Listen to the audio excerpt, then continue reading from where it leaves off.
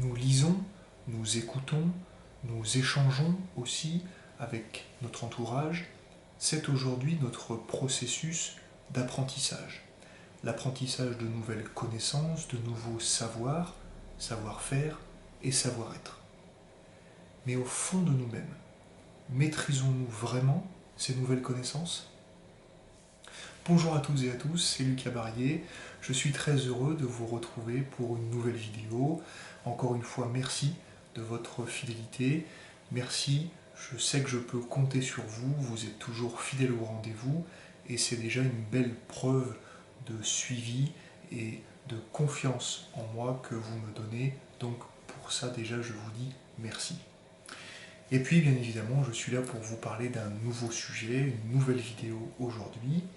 Peut-être l'aurez-vous compris dans cette petite introduction, j'aimerais aujourd'hui qu'on parle d'un effet bien précis d'une étude qui a été réalisée par des chercheurs, des psychologues américains et qui nous en dit un petit peu plus sur notre notion d'apprentissage et sur ce que nous pensons maîtriser et que nous ne maîtrisons pas forcément réellement au final.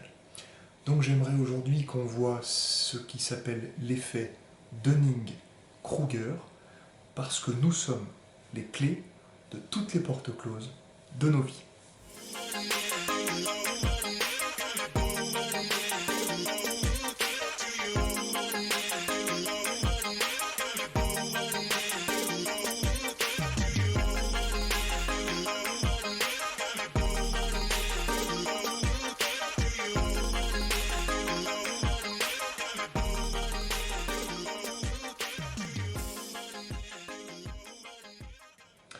Alors tout d'abord, l'effet Dunning-Kruger, qu'est-ce que c'est ?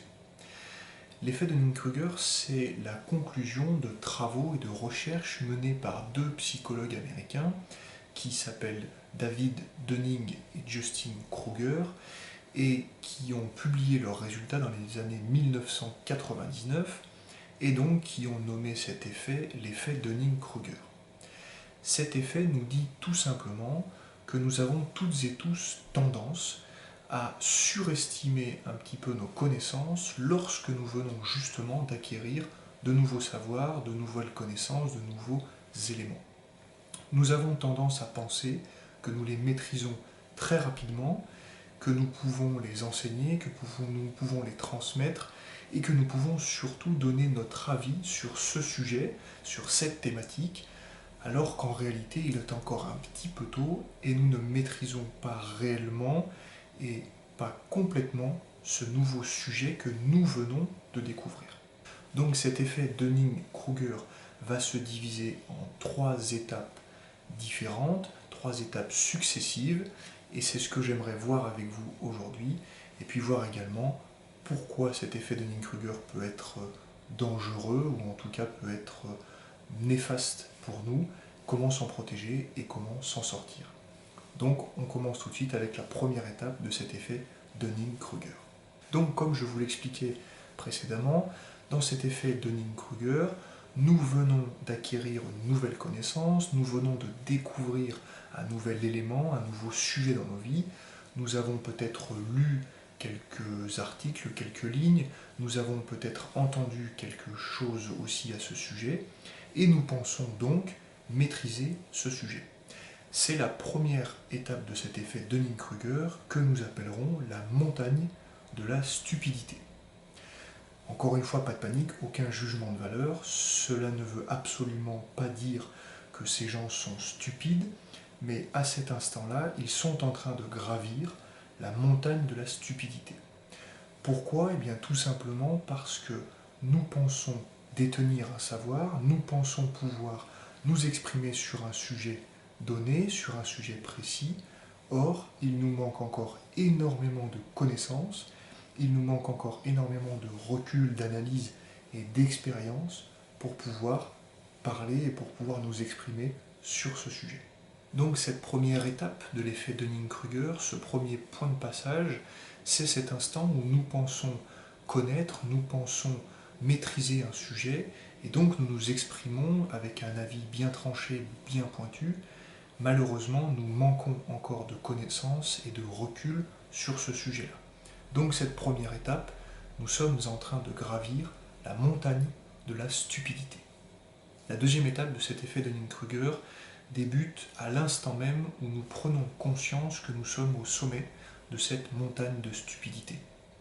Ça y est, nous avons pris conscience que nous manquions d'expérience, de connaissances sur ce sujet-là, peut-être nous-mêmes ou peut-être en échangeant avec une personne extérieure qui nous a ouvert les yeux. En tout état de cause, nous avons compris que nous étions en difficulté par manque de savoir, manque de recul, manque d'expérience sur ce sujet-là. Donc nous entrons dans la vallée de l'humilité. Cette vallée qui va nous permettre de nous mettre un petit peu en retrait, qui va nous permettre de comprendre, d'accepter aussi que nous étions partis trop vite, trop fort, trop loin, trop haut, et que nous ne maîtrisions pas encore assez ce sujet.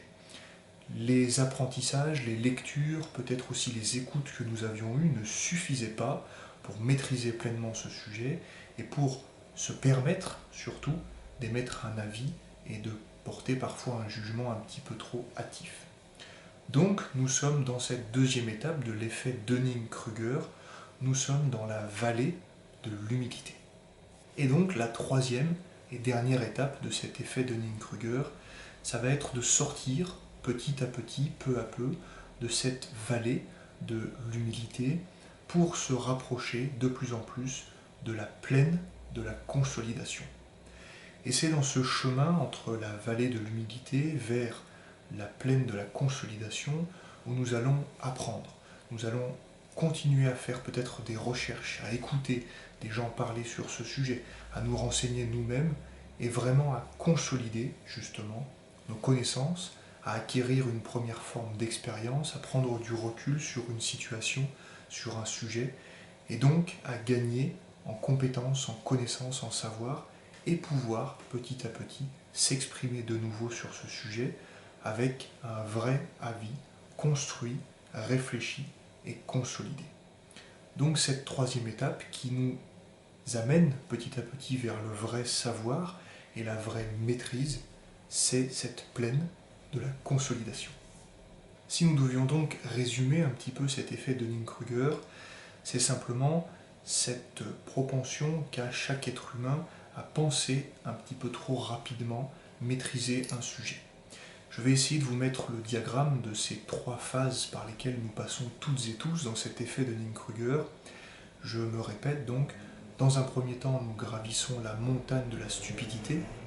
Lorsque nous prenons conscience que nous sommes au sommet de cette montagne de la stupidité, nous redescendons dans cette vallée de l'humilité, et puis petit à petit, avec du travail, des recherches, nous nous approchons de cette plaine de la consolidation pour enfin maîtriser ce sujet. C'est ça que nous appelons l'effet Dunning-Kruger. Pour terminer cette vidéo, je ne vous livrerai pas de petites citations comme j'en ai pris l'habitude, mais simplement un message sur cet effet Dunning-Kruger. Nous pouvons prendre un exemple avec le contexte actuel dans lequel nous évoluons, avec ce Covid. Vigilance aux avis que nous pouvons émettre. Avons-nous vraiment franchi cette montagne de la stupidité, cette vallée de l'humilité, pour arriver vers cette plaine de la consolidation et pour voir vraiment émettre un avis et porter un jugement sur ce qui est fait ou pas fait aujourd'hui à l'heure actuelle. Et puis le second message que je voulais vous livrer aujourd'hui, je vous parle aujourd'hui de cet effet de Dunning-Kruger. Ça ne veut pas dire que je le maîtrise parfaitement. Je sais, ça fait plusieurs semaines, plusieurs mois que je travaille sur cette vidéo, je suis passé par cette montagne de stupidité, puis la vallée de l'humilité pour arriver vers la plaine de la consolidation. Et vous, où en êtes-vous? C'est ainsi que se termine cette vidéo. Je vous remercie vraiment pour votre attention. J'espère que cette vidéo vous aura plu. On se dit à très vite avec une nouvelle vidéo, un nouveau sujet et toujours autant de plaisir à vous retrouver. Vous pouvez bien évidemment me suivre sur les réseaux sociaux, Facebook, Instagram et YouTube, bien évidemment. Je vous souhaite une excellente journée. On reste motivé et on reste ensemble.